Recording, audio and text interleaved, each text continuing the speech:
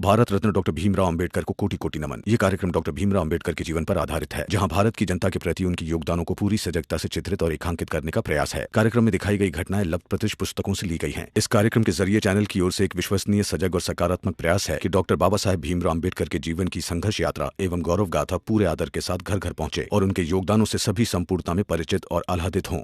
भीमा, अभी नहीं जा रहे हैं बाबा कि तुम अभी से चिंता करो।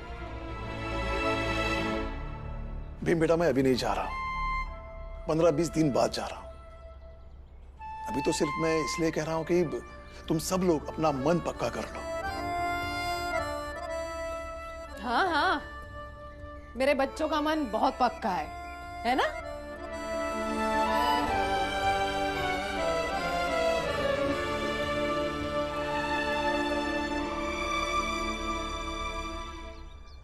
भीमा, ये क्या बचपना है? हाँ? बाबा काम नहीं करेंगे तो तुम्हारी पढ़ाई, तुलसा मंजुला की शादी कैसे करेंगे हम? अरे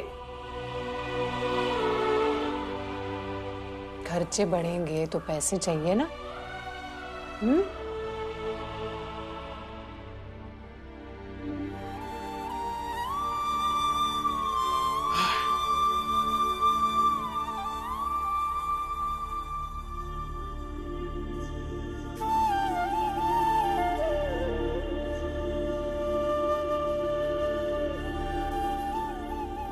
बेटा, जीवन का ये पूरा खेल जिम्मेदारी और कंधों की जुगलबंदी है। अगर जिम्मेदारी का एहसास करोगे तो कंधों को मजबूत करना पड़ेगा। जिस दिन तुम्हारे कंधे जिम्मेदारी के लायक बन जाएंगे, उस दिन व्यक्ति सुखी, परिवार सुखी, ये समाज सुखी, देश सुखी, दुनिया सुखी, सब सुखी हो जाएंगे। भीम बेटा, मेरी एक बात हमेशा याद रखना, कोई भी काम करने से भले ही मन दुखी हो जाए, लेकिन कंधे कमजोर ना पड़े। क्योंकि काम करने से भले ही मन खुश हो जाएगा, लेकिन कंधे कमजोर पड़े तो काम खराब हो जाएगा। और कंधे सिर्फ इसे नहीं कहते, इसके भीतर जो हिम्मत है ना, उसे कहते हैं।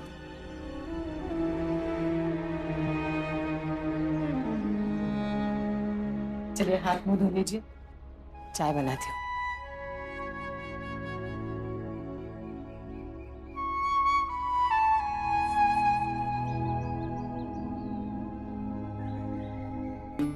बोलो नहीं, अरे बोलो ना, नहीं, अरे ऐसे क्यों कर रहे? बोलो ना, अरे बाल में लो। बाला और ध्रुव भी आ गए, चलो सब साथ में चाय पी लेंगे।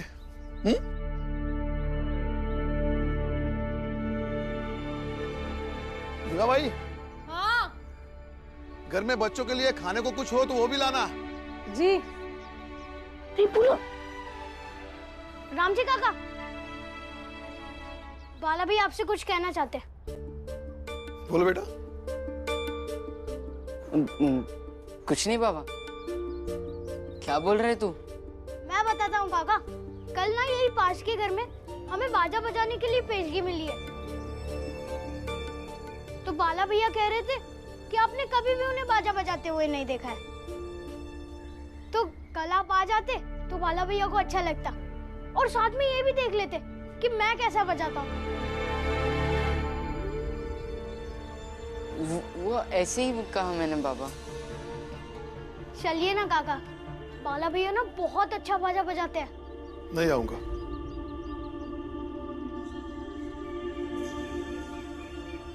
क्योंकि मैं चाहता था कि बाला भी भीम की तरह पढ़ाई करे। बाजा बजाने का फैसला इसका था। मुझे ऐसा लगा कि इसे रोकने से कोई फर्क नहीं पड़ेगा, इसलिए मैंने रोकना छोड़ दिया। इसका मतलब ये तो नहीं कि मैं तुम्हारे फैसले पर खुश हूं। अगर मैं खुश ही नहीं हूं तो वहां आने से क्या मतलब है? बाला का फैसला उसके साथ और मेरा अफसोस मेरे साथ कि मेरा बेटा पढ़ाई छोड़कर बाजा बजाता है।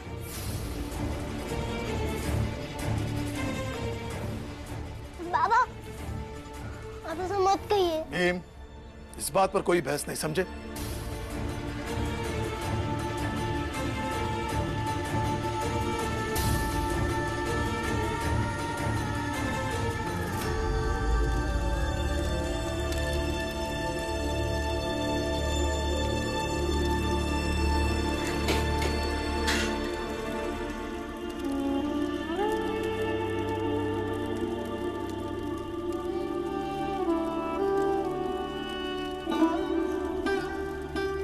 अब हर कोई भीम थोड़ी ना हो सकता है।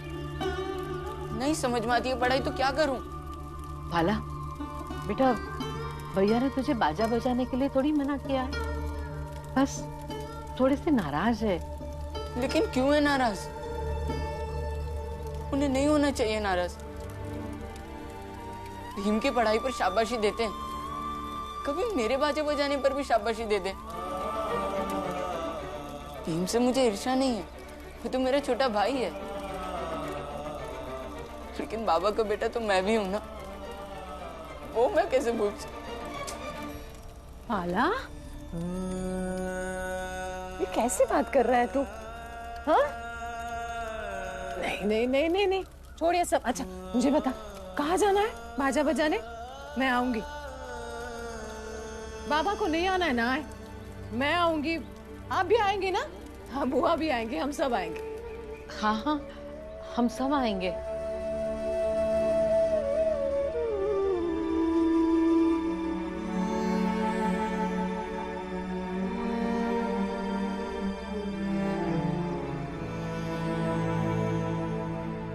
बाबा, चाहे सब चले जाएं, लेकिन आप नहीं जाएंगे तो फर्क पड़ेगा।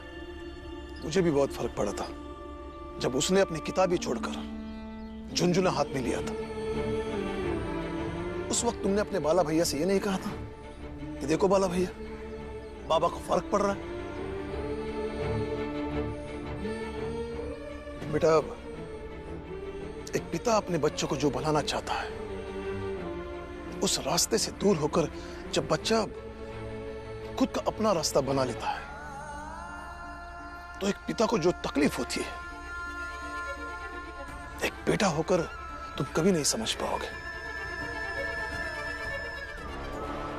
इसलिए तुम सब लोग जाओ, मैं बाला के किसी भी कार्यक्रम में नहीं आऊंगा। अब सही कहना है, शायद एक बेटा होकर अपने बाबा के दुख का अंदाजा नहीं लगा पाऊंगा, क्योंकि उस दर्जे तक मैं नहीं पहुंचा। लेकिन एक भाई तो हूँ, एक भाई होकर अपने भाई का दुख मैं समझ सकता हूँ।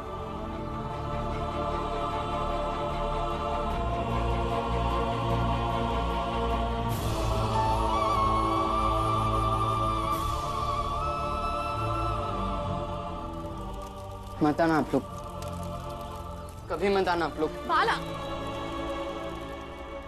आई, मुझे तो उम्मीद भी नहीं थी कि जब मैं बाजे बजाऊंगा तब मेरा परिवार मुझे देखने के लिए आएगा, मेरे लिए तालियां बजाएगा। कभी मत आना आप लोग, लेकिन मैं अच्छे से बाजा बजाऊंगा और देखना, एक दिन बड़ी बड़ी महफिलों में बाजा बजाऊंगा, जहां पे लॉर्ड गवर्नर, राजा महाराजा रहते हैं।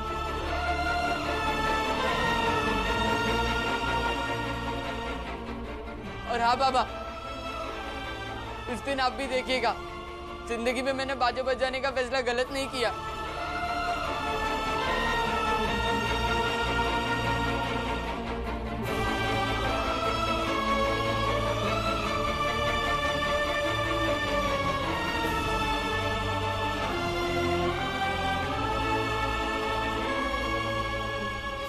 चाय।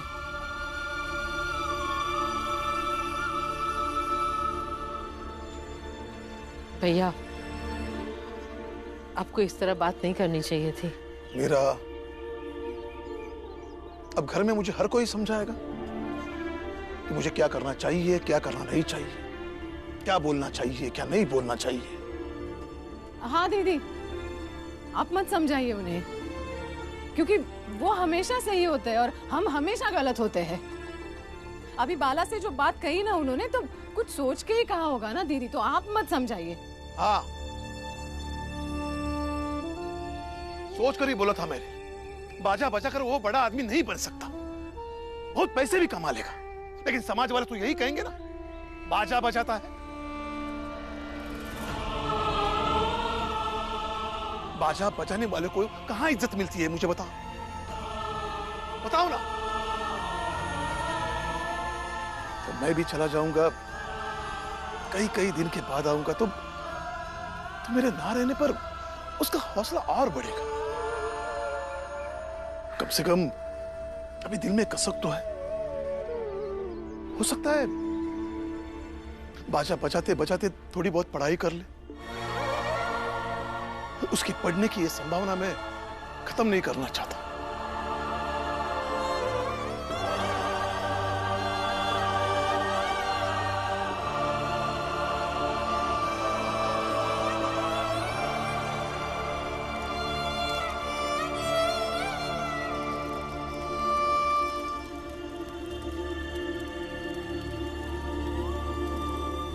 बाला भैया, अब रोना बंद करो। हाँ बाला भैया, मत रो ना, अच्छा नहीं लगता है।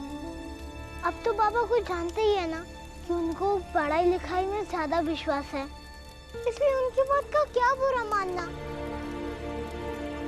तुम जाओ यहाँ से।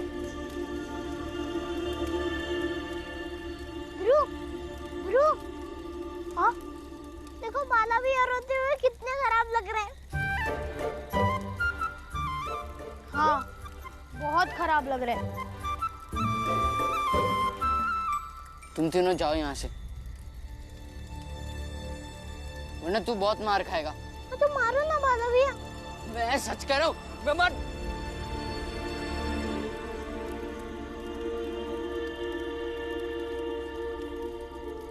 बाला भैया, अब हमारे बड़े भैया हो, इसलिए रोते हुए अच्छे नहीं लगते। गुस्सा करोगे तो रौब रहेगा।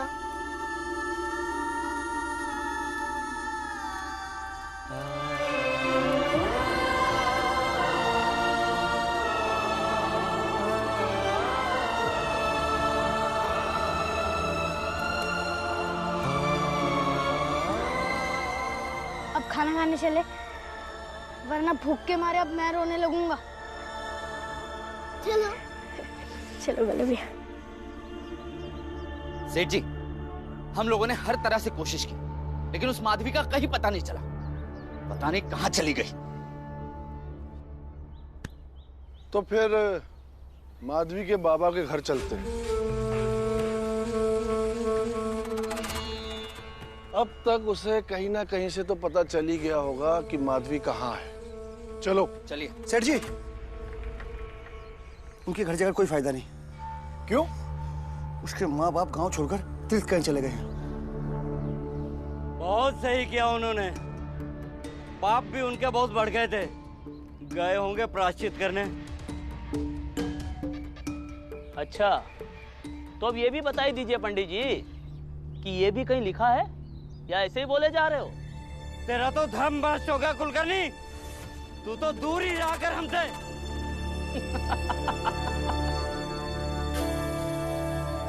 सच कहूं पंडित जी, पाप माधवी के घर वालों से नहीं हुआ है, पाप हुआ है तुम सबसे। तुम लोगों को और कुछ सूझता नहीं है क्या? जब देखो तब किसी न किसी की जिंदगी तबाह करने में लगे रहते हो।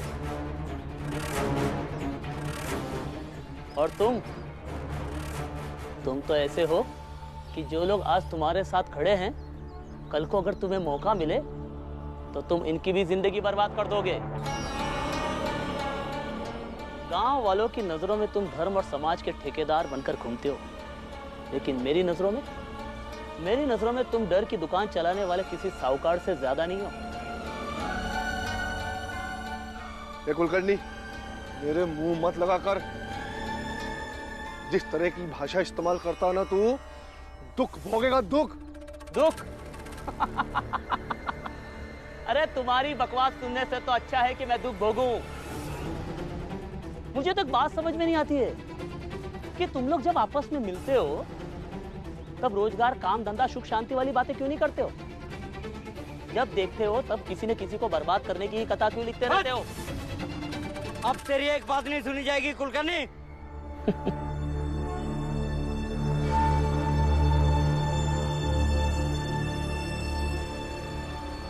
पंडित जी, अगर देखा जाए तो तुम सबको सुनाने के लिए तो कायदे से वो बच्चा ही सही है।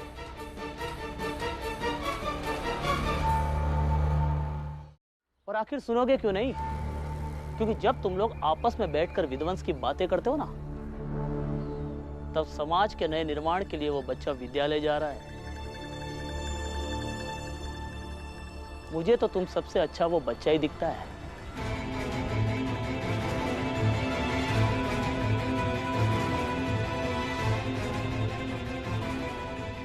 देखा आप लोगों ने, मैं पहले से कह रहा था ये छोटी जात का बच्चा भीमराव एक महामारी है। धीरे धीरे वो हम सबको संक्रमित कर देगा। आज हमारे जात का ये कुलकर्णी हमें क्या कह गया कि हमसे अच्छा वो लोग हैं, वो छोटी जात वाले। इन छोटे लोगों के साथ साथ इस कुलकर्णी का भी इंतजाम करना पड़ेगा अब। सेठ जी फिलहाल के लिए छोड़ दे इन्हें। ये भीमराव और इसकी जात वालों को तो बाद में देखेंगे। आज सहस्त्र बुद्धे जी के बेटे का मुंडन है उनके घर पे, और मैंने सुना है बड़े बड़े लोग आ रहे हैं। चलो वहां चलने की तैयारी करते हैं। सेठ जी, मैं क्या कह रहा था, अगर हम जा ही रहे तो आपका एकाध कुर्ता मिल जाता तो मतलब हम भी थोड़ा ढंग से दिखते ना।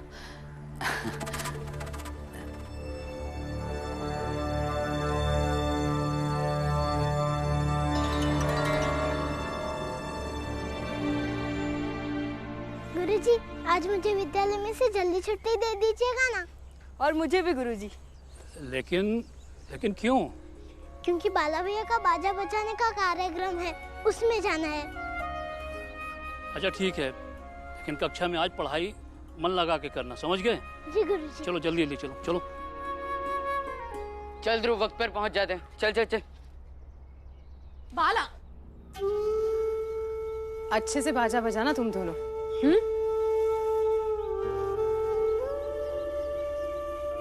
हम लोग आ रहे हैं। हा?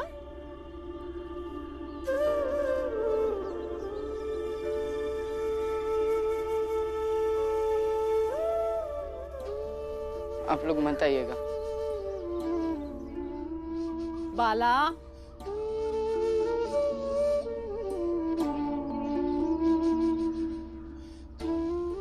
अरे काकी, आप चिंता मत करिए, अब सब लोग आइएगा। बाजा बजाते बजाते मैं बाला भैया को बहुत अच्छे से जान गया हूँ। आप आएंगे तो उन्हें अच्छा लगेगा। अब मैं चलता हूँ। बाला भैया,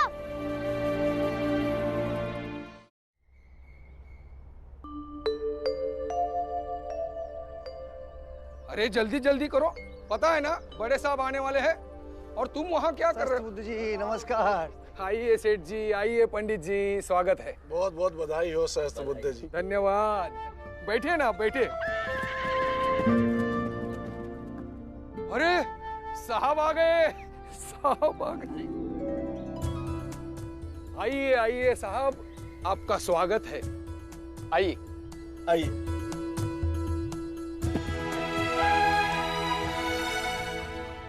आइए साहब, आइए।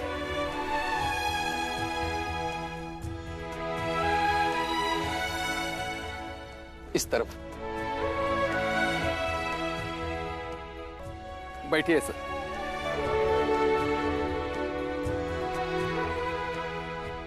साहिब, वो बाजे वाले आते ही होंगे, उनके आते ही कार्यक्रम शुरू कर देंगे। क्यों पंडित जी? हाँ, वो अभी आते ही होंगे।